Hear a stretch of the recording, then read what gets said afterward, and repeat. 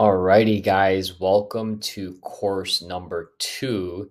And if you've made it this far, that means that you guys have optimized your CVs, your resume, and most importantly, your LinkedIn as well too. So if you haven't, please go back to course number 1 before you start getting ahead of yourself and start learning a little bit more about what we have here in course 2.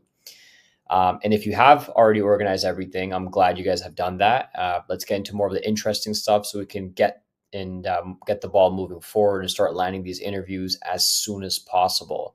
So I want to keep this very short, simple, and not make this complicated because again, it is already LinkedIn and social media in general, and just how things are optimized nowadays are all made and created. Like the whole algorithm is catered towards getting us to connect with the people, the recruiters, vice versa, for us to even find talent. Social media, specifically LinkedIn, is all created just to actually create more frequency to get more job opportunities and to get conversations going. So, what we're going to be talking about today is how to maximize your chances of landing interviews. And how we're going to do that is by leveraging LinkedIn and properly making sure that we can navigate LinkedIn, the free version of LinkedIn, to actually figure out where these opportunities are, whom we can message, how, and how often can we do this to make sure that we can actually compete at a very high level. So, number one, we're going to talk about how we can find, source, message, and make personalized messages on LinkedIn towards recruiters, managers, founders, and other people within the hierarchy. Number two is emailing cover letters and making sure that we're using the right cover letters and optimizing them per job.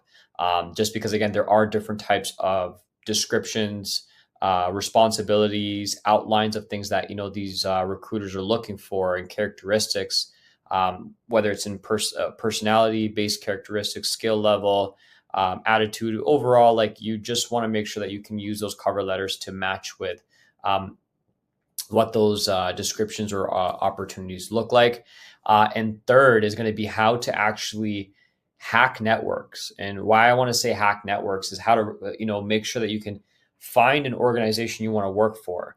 When I was younger, just to give you guys an idea, I wanted to work for Pixar.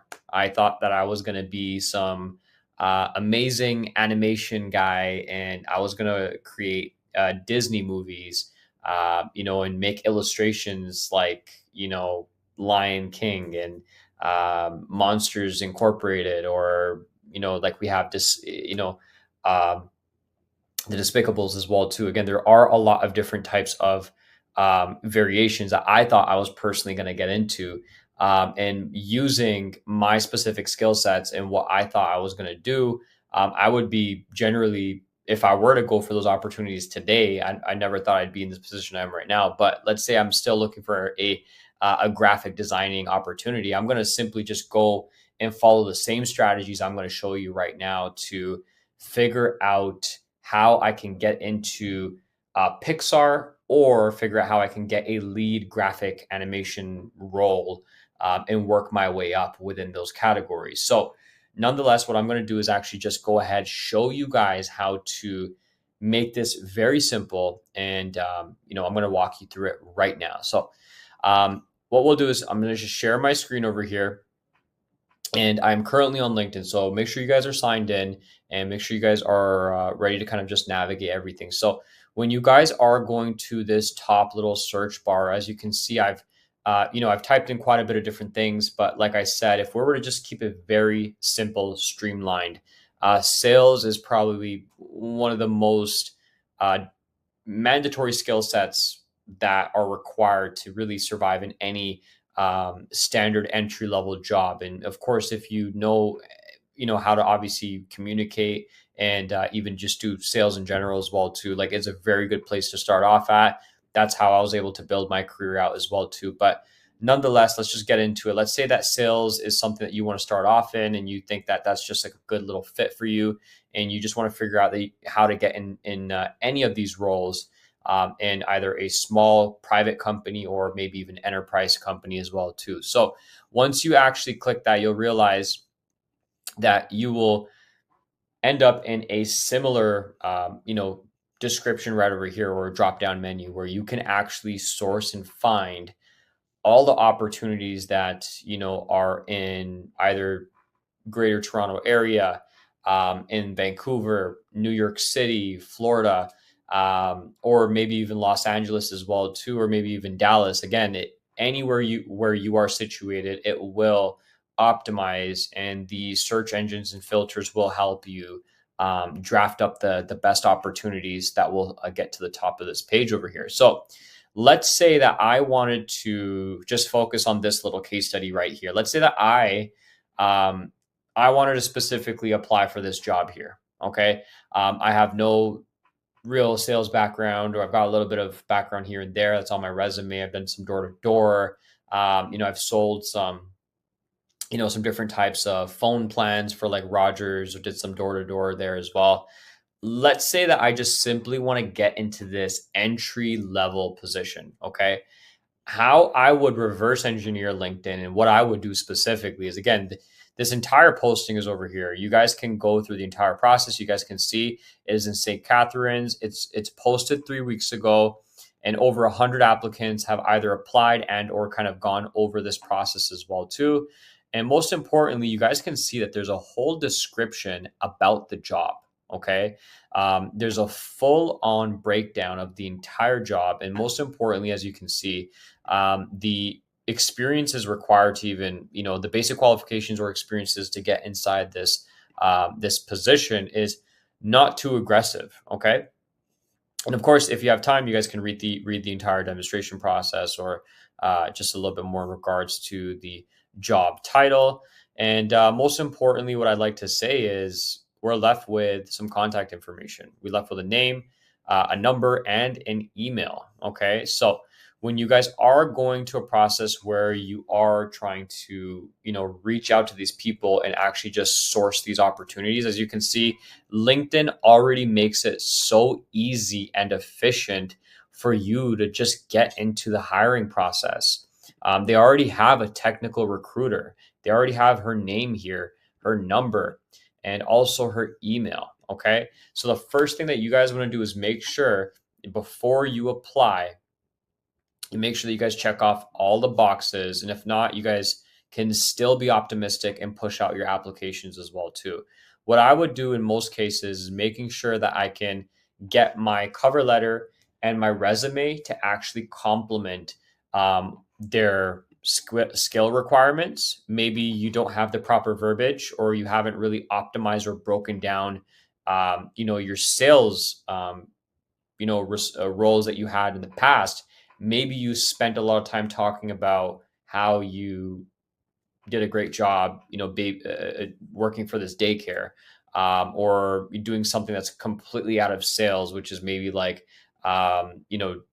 constructing a specific, department, on a physical level. If you are applying for a sales role, make sure that you guys can create or make your CVs and your resumes complement the specific opportunity or offer that you're looking to get into. Again, this is just one way of looking at it. And this is just one major vertical that you guys can just look at as an example. But the reality is, you have to taper everything, not just for one job, but you need to do it for, let's say, if I was going to try to get into a sales role and my objective was to get in the next 30 days, you best believe that I'm going through every single sales development role, account representative, inside sales agent, SDR, BDR role that is listed in this specific panel. And until I do not exhaust everything, I'm not going to feel like I've actually hit the proper metrics in order to kind of get into that position. So with that being said, I know your CVs and your resumes are completed. Now that we know how we can actually source these specific roles, how can we make sure that we identify where they're at? They're literally just within LinkedIn. And how do we actually make sure that we're getting in front of the right people? We have their number, and most importantly, we even have their emails. The next step to do is just email your cover letter over, and most importantly, your resume once they do ask, or whether it's within the description as well too. So let's get to the second part of how to make sure we can reverse engineer um, an organization, right? Let's say that I want to understand more about Net to Source Incorporated. And I'm just like, hey, you know what? I desire to work here more than anything. And I want to know a little bit more in regards to how the experience is working with this company and how many people are currently within the organization and how can I maybe even speak to somebody. One major hack that's helped me land major deals and most of my companies, like one of my companies like Prolific, or Novelty, or maybe even for other enterprise companies and deals that I've struck, I always try to figure out who's working within the organization, and I try to figure out how I can become a reference to them so they can actually help me out and maybe even throw in a good word. So, as you guys understand, there was a specific name that was right over here, and that was Ankita Singh. Okay.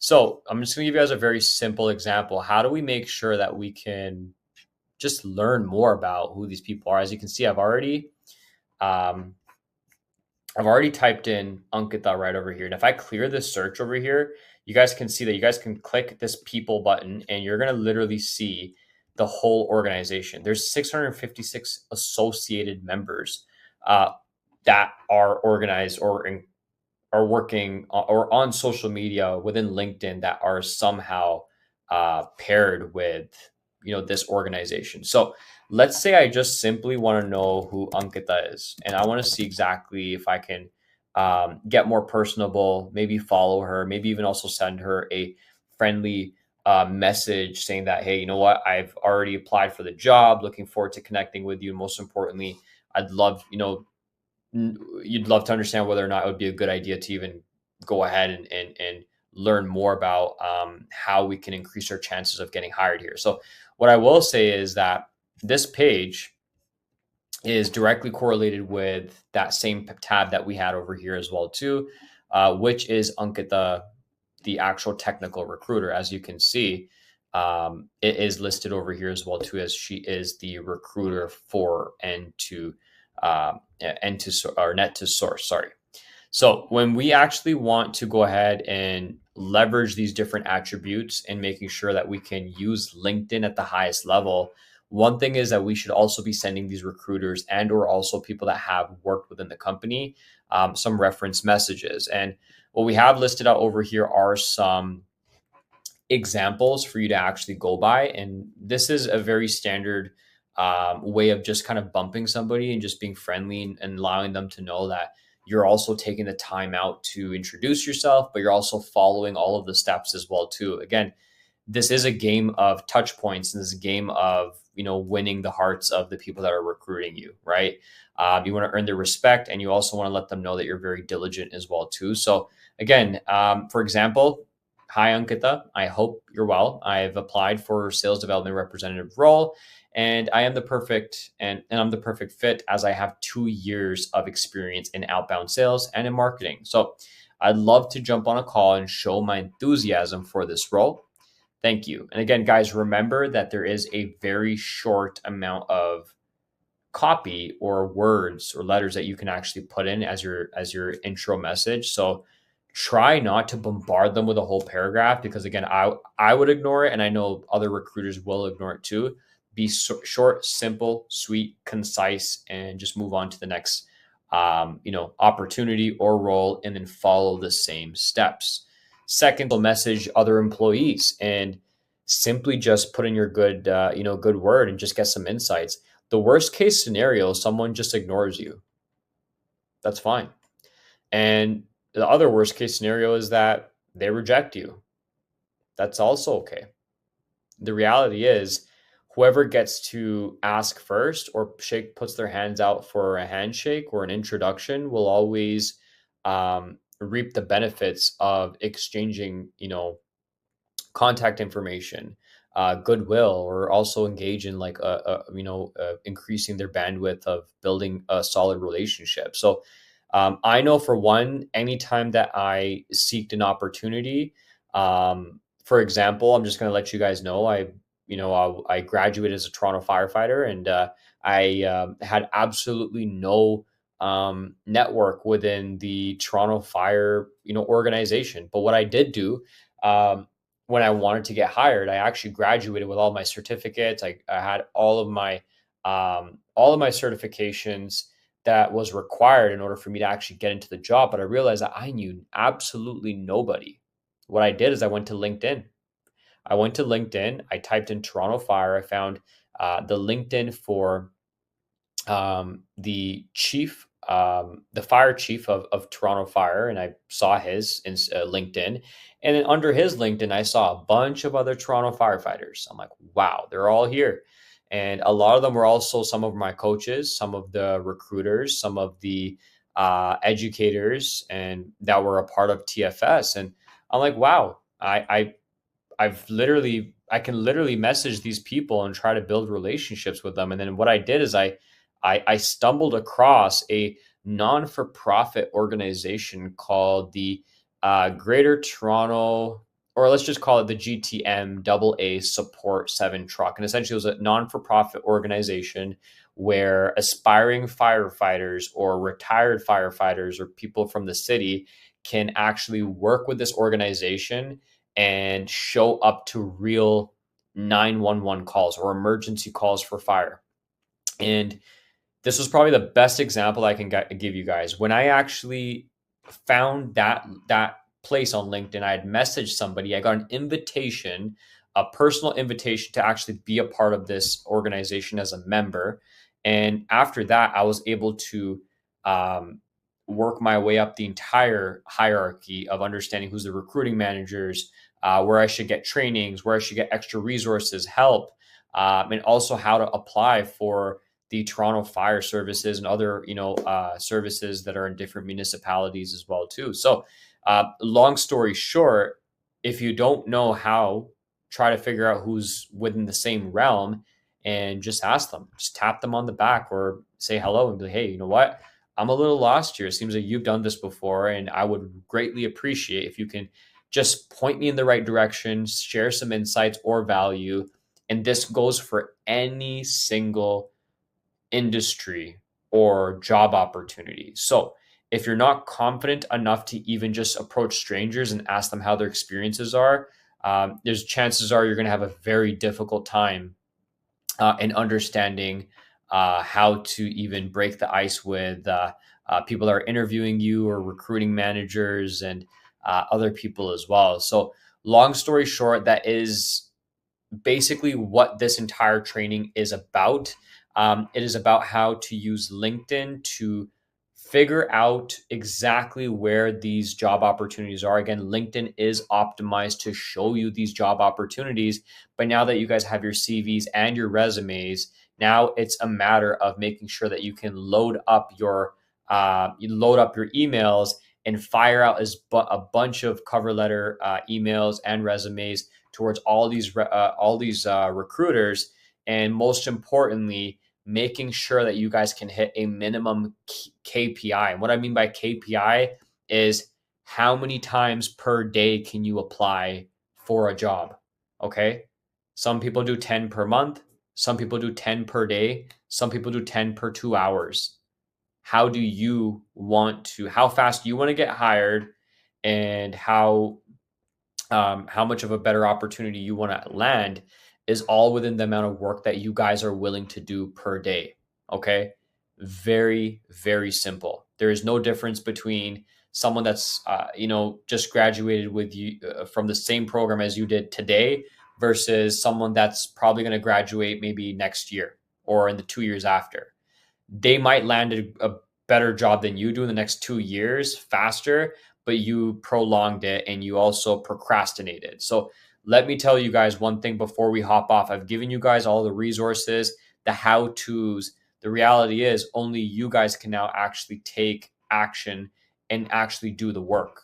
And it takes a lot of mental conditioning and programming to literally sit down and just commit to the work, because although you guys are not getting paid to sit down, take these interviews, put these emails out, and constantly, keep selling yourself to get these opportunities, the reality is it's also as difficult to even do the job. And if you can't work, you know, work like hell to get the opportunity, mind you, there's someone that is willing to do 10 times more the work than you are right now to land that role. I always want you guys to remember that.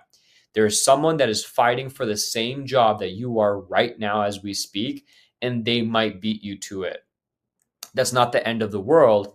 But yes, that will put a dent in how fast you get a job and start making money versus how fast they can versus what you're doing as well.